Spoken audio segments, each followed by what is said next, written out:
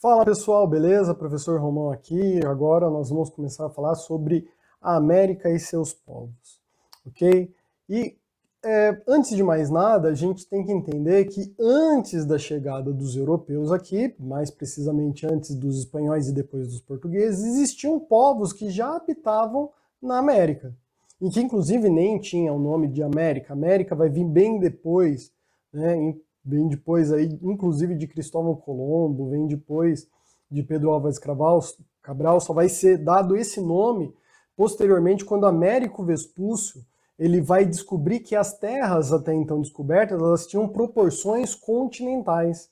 Elas tinham proporções de uma massa de terra muito grande. E por isso, por ele descobrir a proporcionalidade, ou seja, que eram terras enormes e não apenas uma parte de uma ilha ou assim por diante, é que eles vão dar o nome de Américo em homenagem a Américo Vespúcio. América em homenagem a Américo Vespúcio.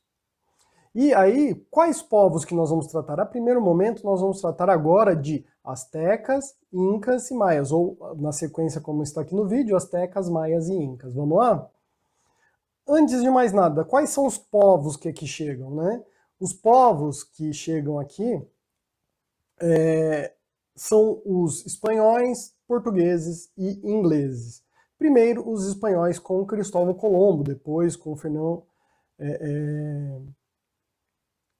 Hernán Cortés, né, que vai dominar inclusive os astecas, né, mas como eu já havia falado, essa região da América já era habitada por alguns povos, inclusive alguns deles formaram grandes impérios, como os que nós vamos tratar sobre eles. Os astecas, por exemplo, os maias, apesar de não existirem mais os povos maias, quando chegaram aqui os espanhóis, mas formaram aí cerca de 60 cidades. 60 cidades. E os incas na América do Sul.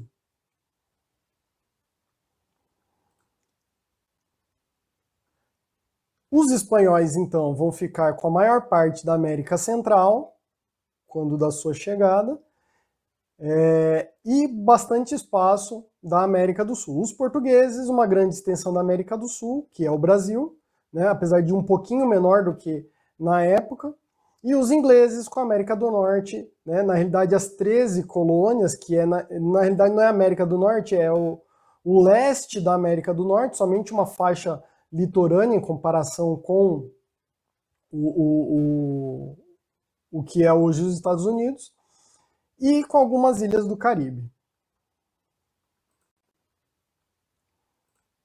Aqui nós temos uma amostra, né, da chegada de Cristóvão Colombo, né,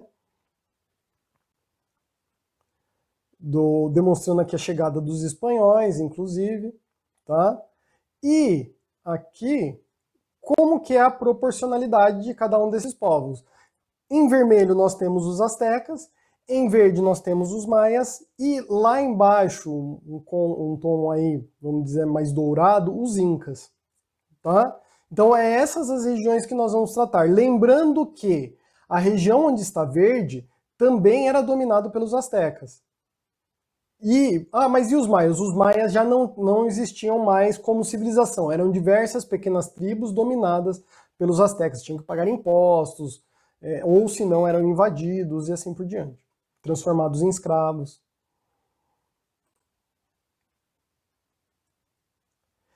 E por que são chamados também de povos pré-colombianos? Como nós vimos, o primeiro a chegar na América, né, apesar dele morrer acreditando ter chego nas Índias, foi Cristóvão Colombo. Cristóvão Colombo chegou aqui, né, porque ele acreditava que a Terra era esférica, como realmente ela é, e acreditava que circundando a Terra chegaria às Índias. Até que no meio do caminho tinha um continente no meio do caminho, e ele acabou chegando aqui, não encontrou os grandes palácios, as riquezas, o ouro, a seda, as especiarias, voltou, mas acreditava ainda ter chegado às Índias. E por isso os povos que aqui habitavam, que ele vai inclusive falar, né, sobre a feição, bem apessoados, mas falava também da sua nudez,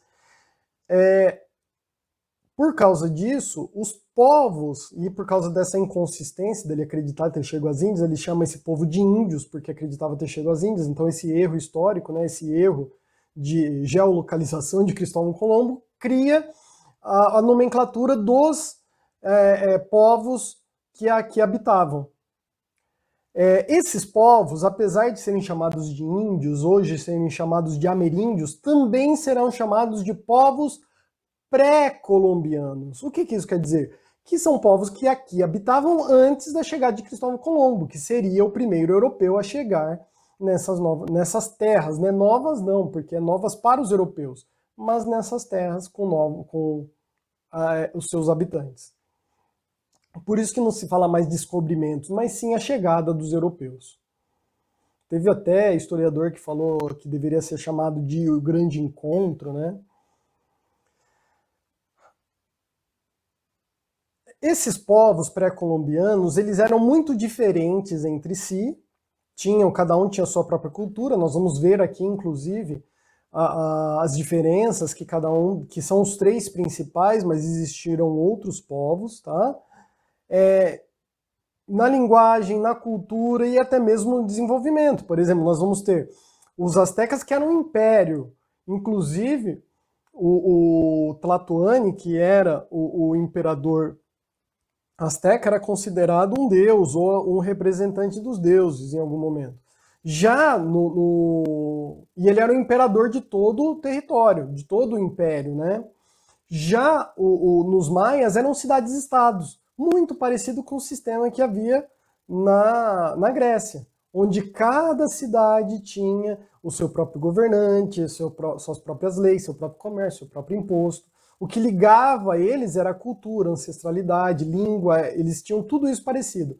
Mas, em relação à administração, principalmente, era tudo individual, por isso chamado de cidades-estados, porque tinha autonomia, uma cidade não mandava na outra. Para os europeus, os povos da América eram um grupo único, homogêneo, tratavam todos iguais, mas vale ressaltar um ponto, tá? Que eu gosto de tratar, principalmente quando a gente fala do Brasil, porque tem muito essa questão, para os portugueses chegaram aqui, os índios era tudo a mesma coisa, quando os europeus chegaram na África, os africanos era tudo a mesma coisa, e para eles também, os europeus era tudo cara branca, tudo barbudo, fedido, que usava umas roupas esquisitas, inclusive falavam que eles pareciam um monte de pássaro, né, que tinha uma roupa colorida, né, e as pernas sem nada, né? Então, existia essa visão de ambos os lados. Ambos os lados via eles como todos iguais. Se chegasse aqui um francês, um português, um um inglês, né, espanhol, seja lá que for, para eles era a mesma coisa. Assim como para os espanhóis, africano era tudo a mesma coisa, índio era tudo a mesma coisa. Então, por quê? Porque era totalmente diferente da realidade deles. E por essa grande diferença, né, e pela questão da aparência ser igual, né, mesmo que quando nós olhamos tem diferenças bastante significativas, mas num quadro geral eram iguais. Tanto os povos pré-colombianos para com os europeus, quanto os europeus para os povos pré-colombianos. Mas o fato para os europeus, esses povos que aqui habitavam eram um grupo homogêneo, ou seja, tudo igual, cuja negação de se tornarem súditos do rei europeu, no caso do rei espanhol, né, serviu como desculpa para dizimação e destruição cultural. Na realidade, serve como um pretexto para dominar. Se não quer aceitar, o que o espanhol, o português, o inglês olha? E assim como os astecas fizeram, nós vamos ver sobre isso daí. Se você não quer contribuir, então você será dominado por mim. Eu olhei, eu vejo que tem uma tecnologia inferior à minha, porque tecnologia dá para dizer, eu não posso dizer quanto à cultura. A cultura inferior, não existe. Cada cultura é uma cultura, mas tecnologia existe. Eu tenho mais força bélica, então eu domino você. Os portugueses, quando chegaram na China e perceberam que eram povos com uma grande tecnologia, um grande exército, não vai se meter a besta com eles. Já na Índia falaram, não, eles são a nossa tecnologia, o nosso exército é melhor do que o deles, vamos atacar. Certo? A mesma coisa, os astecas, quando começaram a fazer aliança com os povos ali da região, tá bom, vocês não querem fazer aliança com nós, vão ser, então, dominados, transformados em escravos, vão ter que pagar impostos e assim por diante. Isso é próprio do ser humano. Não é questão de ser europeu, de ser africano, de ser indígena, de ser chinês, é o ser humano. Se ele percebe que ele consegue dominar, aquele povo, ele vai dominar. Por isso a importância de se observar as leis.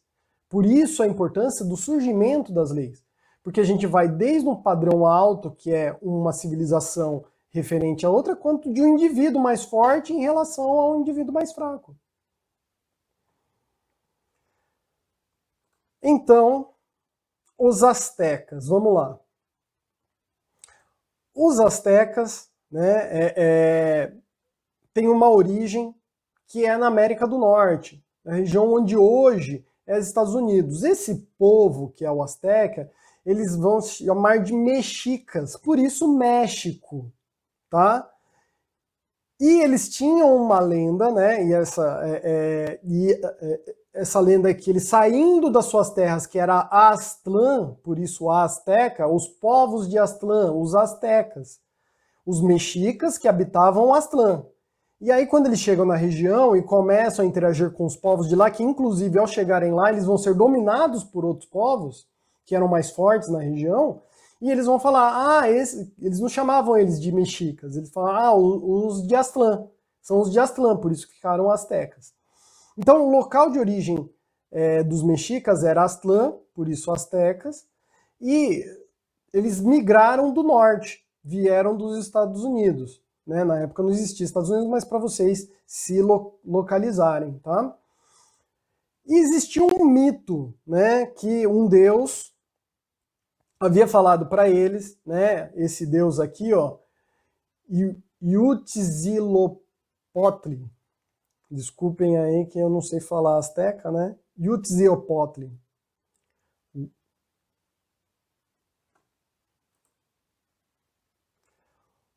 Bom, vamos ver se eu acerto dessa vez, hein? Huitzilopochtli. Huitzilopochtli. Bom, fica por isso. Que é o deus do sol e da guerra.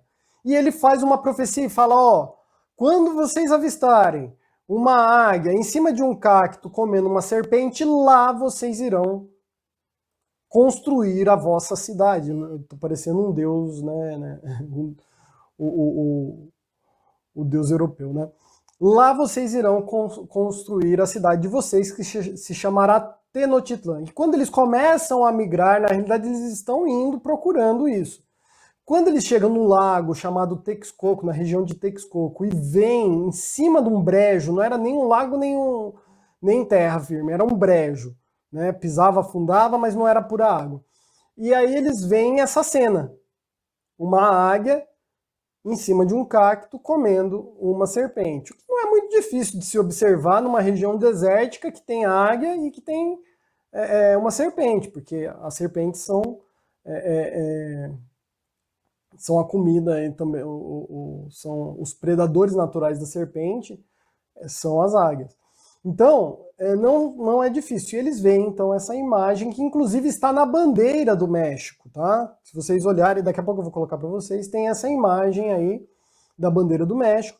E eles decidem construir a sua cidade em cima desse lago. Olha que loucura! Em cima dessa região que não tinha um local propício. Não tinha um piso sólido. Era um charco, era uma região de lama, mais água do que lama, um charco.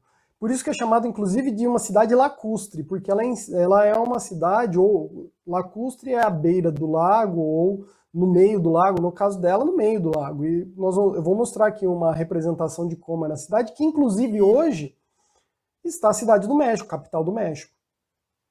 Então a capital do México era a antiga Tenochtitlan. Então nós temos aqui, voltando um pouquinho, né, a migração, então um grupo de caçadores e coletores chamados de mexicas, que vem da região de Aztlán, Estados Unidos, se estabeleceram na atual cidade do México, que foi chamada de Tenochtitlán em 1325. Então, aproximadamente 175 anos antes da chegada dos espanhóis. Conquistaram cidades vizinhas, que tornaram-se aliados ou pagavam impostos, pedras preciosas, alimentos, diamantes. Então, aquelas cidades que não se tornaram seus aliados, que não decidiram, porque eles chegam lá e eles vão ser dominados, eles vão pagar impostos para cidades maiores. Só que aí, como nós vamos ver, era uma cidade difícil de se entrar, e à medida que ela ia aumentando, ela ia ficando cada vez mais fortalecida, cada vez mais com um exército mais forte, e ela começa então a dominar os povos ao redor. Aqueles que olham e falam assim, não, vamos fechar aliança, vamos fazer uma aliança com esse povo, que ele é um povo forte, nós também, vamos conquistar uma área maior. Aqueles que não querem serão dominados por meio da força. Lembra o que eu falei? É próprio do ser humano, principalmente na antiguidade, mas hoje ainda, se tiver oportunidade, ainda ocorre. Sobre, né, o mito aí, né, a serpente, como coloquei aqui para vocês, ó. O mito, uma águia, um cacto devorando uma serpente. E aqui a bandeira do México, né, que México vem dos mexicas e Azteca vem de Aztlán, tá? Fundada em 1325, a cidade deveria ser fundada onde avistassem uma águia em cima de um cacto devorando uma serpente. O avistamento ocorreu no lago de Texcoco, como eu havia falado, e ali começa a construção. Olha só o tamanho dessa cidade, olha o tamanho de uma representação de Tenochtitlán, tá? Ela era enorme. Ah, professor, essa pintura é de 1945. Tudo bem, ela é de 1945, mas ela foi considerada a maior cidade que existia na época. Alguns historiadores tem uma discrepância muito grande, mas alguns dizem que havia 200 mil habitantes, o que já é muita coisa para a época, e outros falam em 1 milhão de habitantes.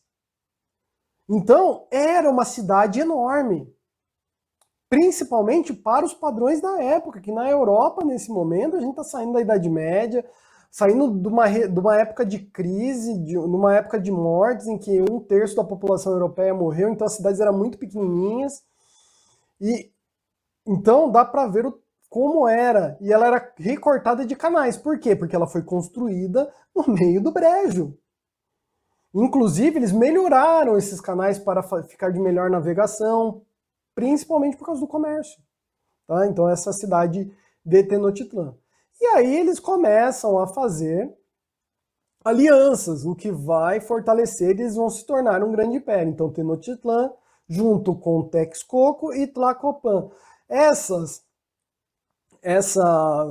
alianças, na maioria das vezes, feitas por casamentos.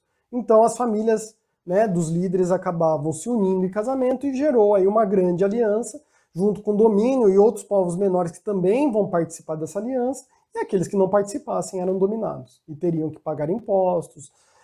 E uma coisa que, assim, eu não gostaria, né? Eu acho que eu faria aliança, porque, assim, aqueles que não fizessem aliança iria para a guerra. Se fosse para a guerra, o prisioneiro se tornaria escravo. Dentre os escravos eram escolhidos aqueles para serem sacrificados para o Deus Sol. Olha só. Então, melhor é a aliança. Você vive ali junto com o povo, perde a sua autonomia, mas você faz parte de um grande império. Aqui, Tenochtitlán. Então, só para contextualizar, né? Conquista das cidades vizinhas, obriga aqueles que não se tornavam aliados, eram obrigados a pagar impostos e eram dominados. Os mexicas se uniram ao Texcoco e a Tlacopan. E aí dá origem ao Império Azteca. Passando então a dominar outros povos e a cobrar impostos. Como que eram pagos os impostos? Com metais preciosos, alimentos, peles, sempre em produtos, tá? E como eu havia falado para vocês, alguns especialistas falam em 200 mil, outros em 1 milhão. É uma discrepância, muito diferente um do outro. Um fala 200 mil, o outro fala 1 milhão. Mas, todavia, porém, entretanto, demonstra que ela era super povoada. A sociedade asteca, como que era a sociedade asteca? Né? Ela era hierarquizada, organizada em um poder de obediência, né? Quanto mais você era próximo do imperador, mais poderes militar, político, econômico você tinha, e religioso você tinha na administração. Então você mais próximo estava de participar da política. Isso que quer dizer. Então, mais poder, né? Claro que não tinha como o imperador, o chamado Tlatoani, mas você fazia parte de uma das extensões dos seus poderes. Então, uns ficavam responsáveis pelo exército, outros responsáveis pela religião, outros pela economia, assim por diante, tá? Inclusive, era uma vida muito rigorosa, a vida da elite. Não poderiam beber, não poderiam se dar ao luxo, né? Era uma vida totalmente voltada. Quem era para a guerra tinha que ser voltado para o treinamento, não poderia ser visto embriagado, teria que dar bons exemplos. Inclusive, a educação era primordial entre os astecas, para os cidadãos astecas. Tá?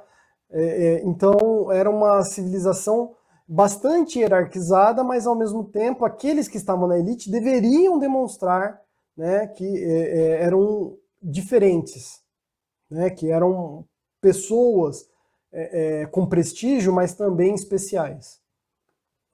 O imperador, como eu havia falado, se chama Tlatoani, que é o líder político e militar.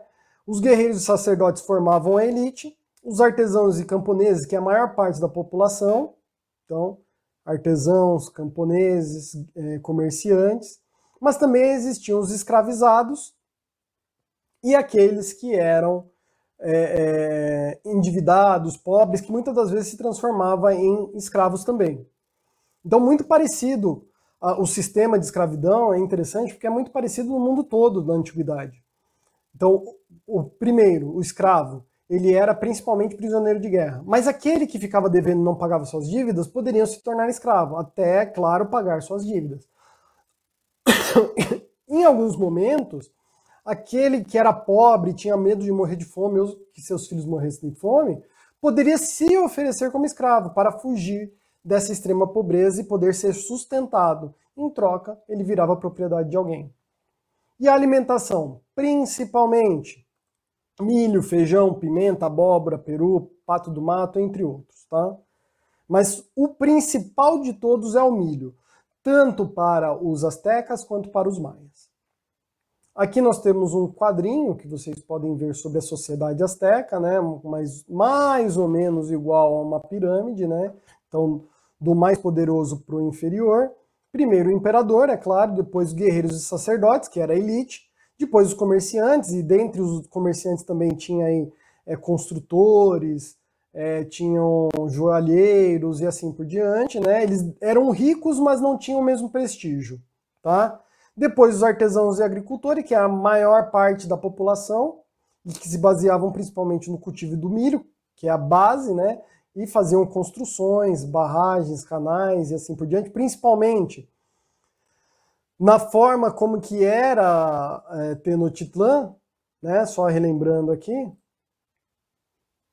Então era necessário um grupo braçal para desenvolver uma cidade de tal tamanho porte. E quem que era? Os agricultores e os trabalhadores braçais, certo?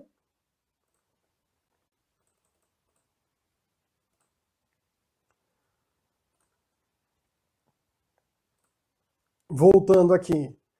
E por último, os escravizados, que eram prisioneiros de guerra, agricultores endividados, né, pobres e que acabavam se tornando endividados.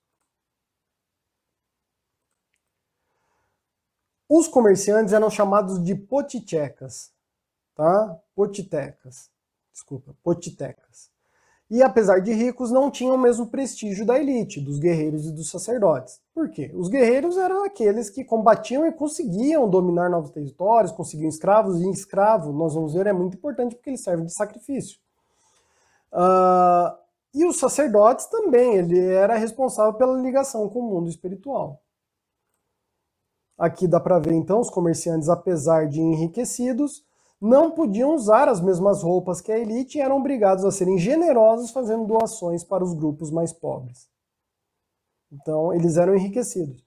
Isso quer dizer que não necessariamente os guerreiros e os sacerdotes eram extremamente ricos, tá? Eles tinham, claro, uma posição de destaque, tinham lá, mas não seriam os mais ricos, tá? Os comerciantes eram muito ricos e por isso eles deveriam fazer doações e ajudar os mais pobres.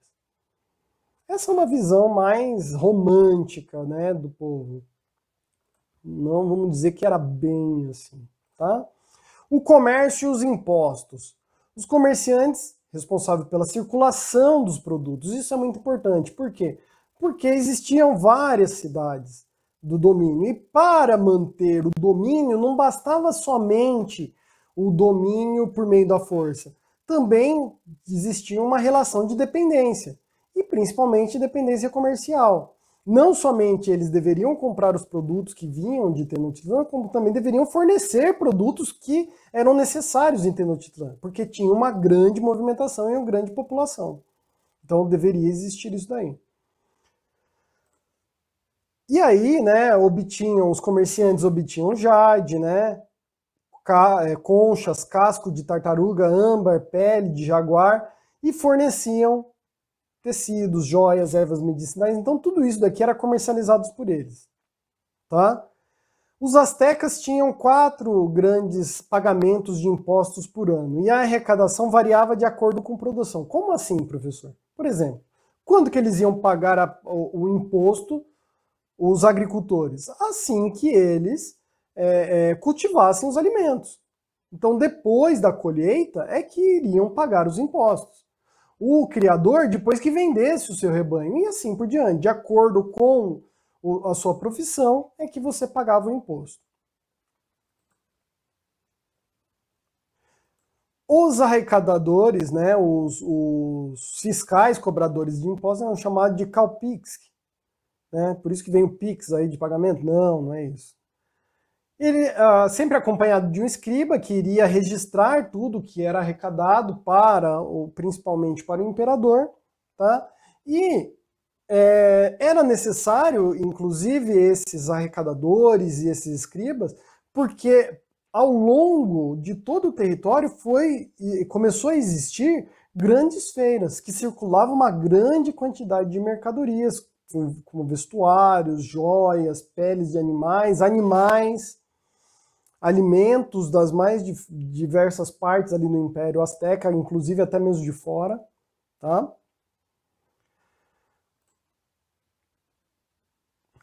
Na religião, ponto principal, eram politeístas. Isso é o princípio de tudo que a gente precisa falar de religião, porque eles acreditavam em um Deus ou acreditavam em vários? No caso aqui, acreditavam em vários.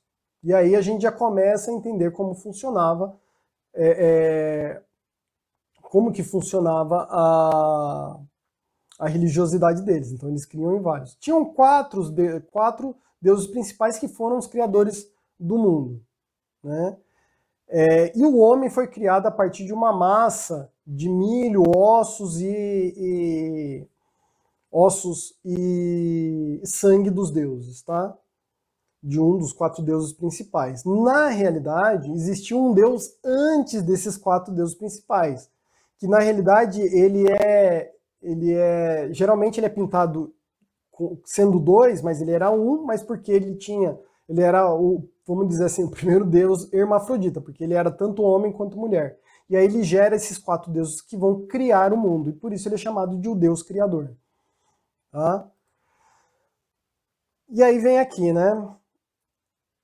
Oferendas de sangue para que o mundo continuasse em funcionamento, então principalmente prisioneiros de guerra e voluntários, porque muitos deles consideravam uma honra se sacrificar aos deuses.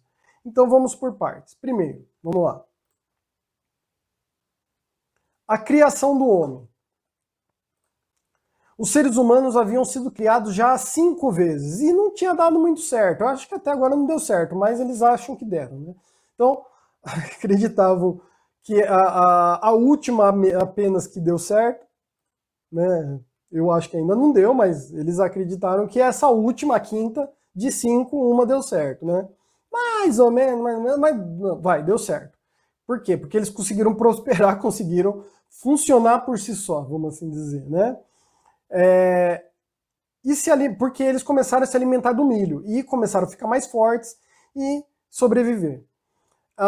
Existe aí dois mitos, né? Um que foram criados de uma massa de milho, né? Um resto de milho, uma papa de milho com sangue, e o outro que é a mistura dos mortos das antigas tentativas com o sangue de um dos deuses principais, certo? E quais são esses deuses principais?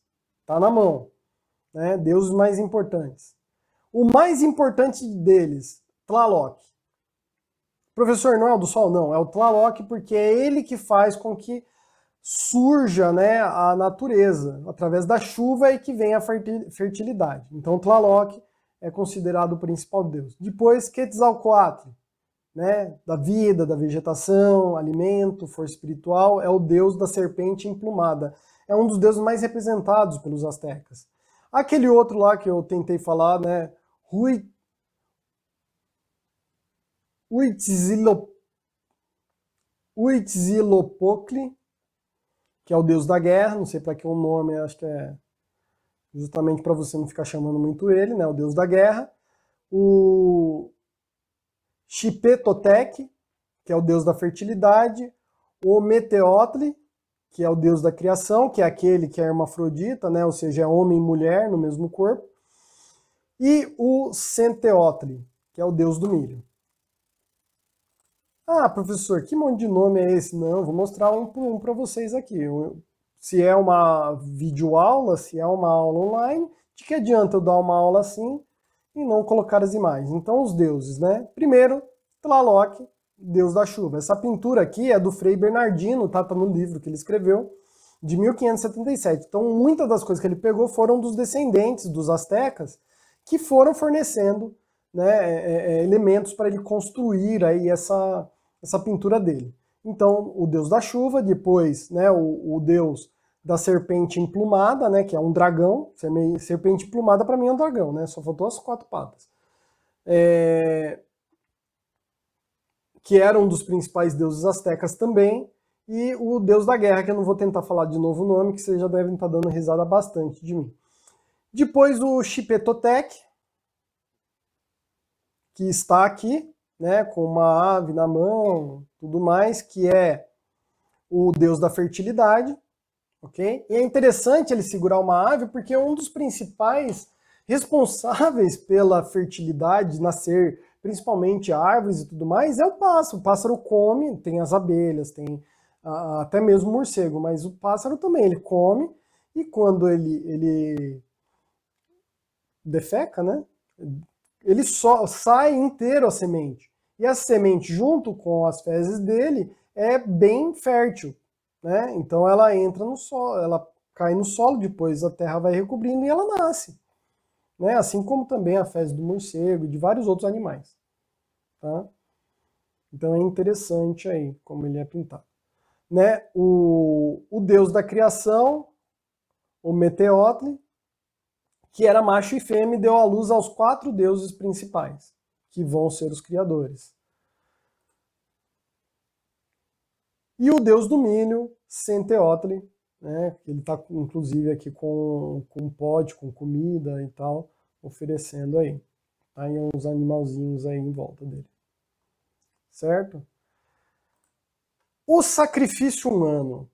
Chegou a parte que a maioria dos alunos gosta. Sacrifício humano. Eles acreditavam que teve determinado momento que todo dia era feito sacrifício, porque eles acreditavam que o mundo ia acabar se não existisse esse sacrifício. A gente vai falar já já sobre isso. Então, os sacrifícios humanos eram comuns entre os astecas. Entre os astecas, entre os maias e até sobre os incas. Nos incas era mais de animais, mas também existiam humanos. Os sacrifícios humanos eram comuns entre os astecas, né, entendido como uma prática religiosa que aumentava o funcionamento do universo. E aí agradava os deuses. E os deuses, por isso, não destruíam o mundo ou permitiam o funcionamento do mundo. A ideia é que o mundo iria continuar funcionando corretamente, não ia dar pau, não ia dar pane, não ia dar tilt, e por isso continuava funcionando normalmente. Certo? Os sacrifícios aconteciam em diversas ocasiões, como eu falei, também teve época de acontecer todos os dias, né? E algumas guerras se davam em razão justamente de conseguir prisioneiros para esse sacrifício. Então a necessidade de existir guerra era justamente para conseguir prisioneiros, escravos, que se tornariam sacrifícios. Mais um pouquinho aqui, né? Que é o ano Seac, né, que é aquele ano que eles acreditavam que o mundo iria parar, iria acabar. Né? Era o 5º ano do Sol. Então vamos lá, vamos ler aqui junto com vocês. Os astecas se consideravam um povo do Sol e por isso realizavam cultos em sacrifício ao Sol, né, para que o Sol continuasse a existir. As pessoas sacrificadas geralmente eram prisioneiros de guerra. Mas havia também aquele doido que falava, não, é uma honra ser um sacrifício e eu me ligar ao Deus, né? Eu ser um mensageiro, porque a ideia era que essa pessoa iria morrer em um sacrifício e iria levar uma mensagem para os deuses. Tá? Então ele seria o condutor das mensagens ao ser sacrificado.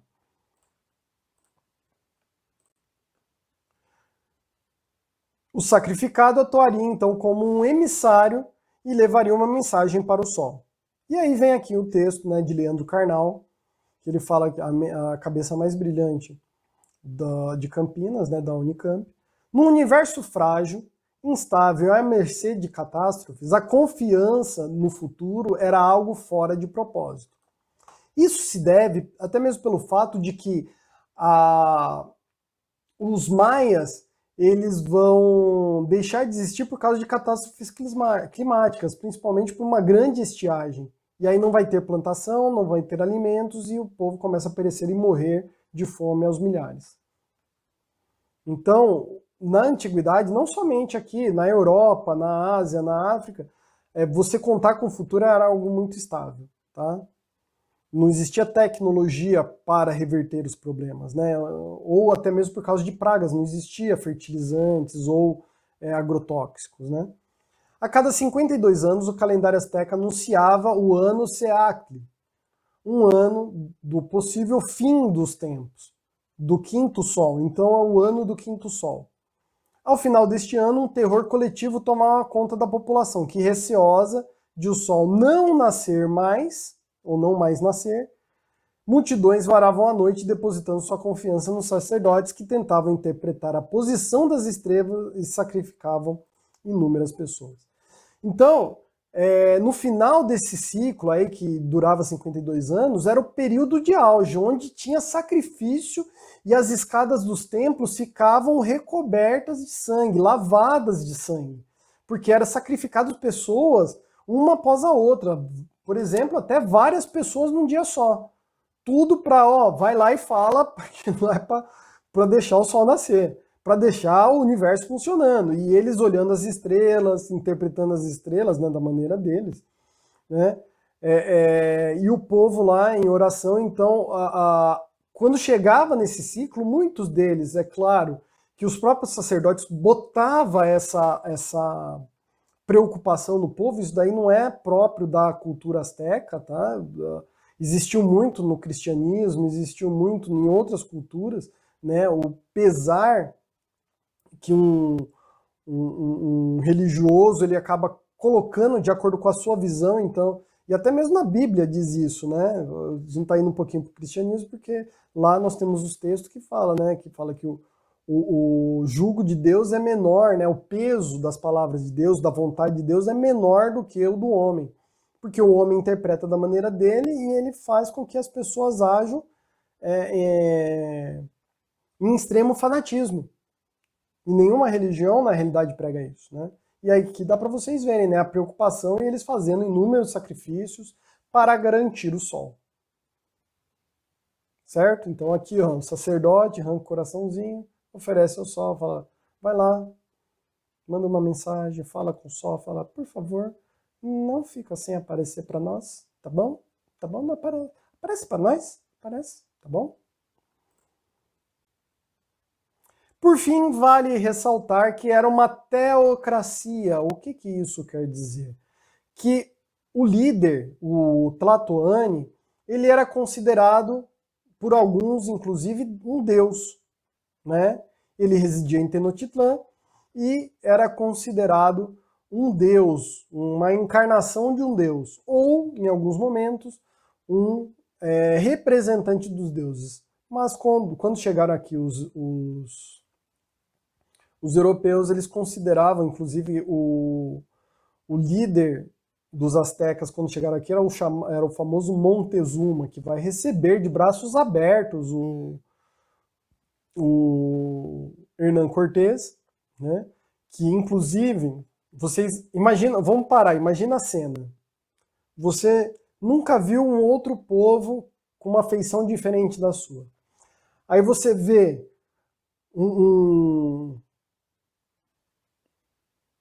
uma carruagem, não sei, um negócio totalmente diferente, enorme, que é a caravela, meio que flutuando sobre as águas, com um cara todo vestido, a cara branca, né, como eles falam, branco como as nuvens, porque a cor dos indígenas, eles são mais pardos, né? Então ele vê um cara com a cara branca, né, rosada até às vezes, né, por causa do sol, do calor intenso aqui da América. Barbudo, né, com uma roupa toda emplumada, né? Eles tinham um deus que é a serpente emplumada, com capacete. Eles não conheciam cavalo na região da América do Sul, então descem cavalos com cavaleiros, que inclusive durante as batalhas muitos astecas e incas acreditavam que era um ser só, que era um grande cara, mistura homem, mistura cavalo, meio que um centauro, né? Com armas que fazem som de trovão. Eles acreditavam que era um deus que havia chegado como prometido. E aí recebem ele com grande festa. Só que Hernán Cortés, ao perceber que existiam vários povos que eram contra os astecas, porque eles eram transformados em escravos, em sacrifício, e tinham que pagar impostos pesados, ele começa a manipulá-los e falar, você quer ficar do meu lado? E ainda mais um deus falando isso, claro que eu quero ficar do seu lado. E aí ele aproveita e vai, à medida que vai chegando em Tenochtitlan, ele vai angariando soldados de outros povos, que aí eles vão pôr fim, mas isso daí a gente fala depois, posteriormente, com a chegada dos espanhóis e a dominação deles sobre os astecas, beleza? Então, acabamos aqui sobre astecas, na próxima aula nós falamos sobre os maias. Abraço, fiquem com Deus e fui! Tchau!